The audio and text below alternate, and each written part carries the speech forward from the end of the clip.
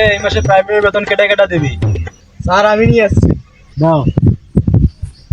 আর তুই স্যার টাকা তো ভাত নিয়ে আসিস, ভাত নিয়ে আসিস, ভাত নিয়ে আসিস। স্যার টাকা নিয়ে আসছি তো। আচ্ছা, টাকা না দিলেও সমস্যা ছিল না। এই ৭৬ টাকা। স্যার পরের মাসে একবারে 2 মাসের টাকা দিয়ে দিমু। কোনো সমস্যা নাই, টাকা পয়সার বিষয়ে কোনো ঝামেলা নাই। এখন আপেলের ইংলিশ কি? অ্যাপেল। আচ্ছা মামুন, কলার ইংলিশ কি? বানানা। শ্যাব, ন্যাংরা আমের ইংলিশ কি? না, বেতনও দেয় না, পড়াও করে না, বেতনও দেয় না। আচ্ছা রিপন, তোমার জেলার নাম কি? কুড়িগ্রাম। বাংলাদেশের রাজধানীর নাম কি? ঢাকা।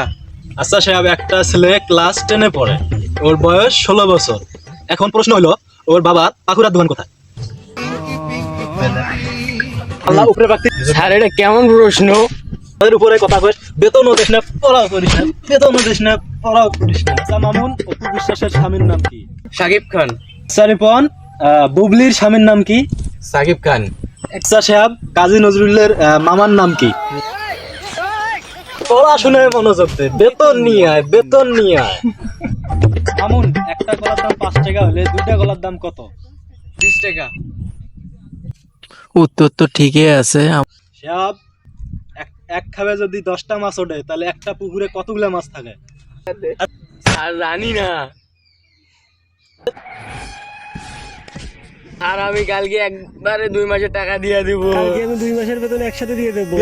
আচ্ছা ঠিক আছে বাবা, তুমি অনেক ভালো, কালকে টাকা নিয়ে আসো।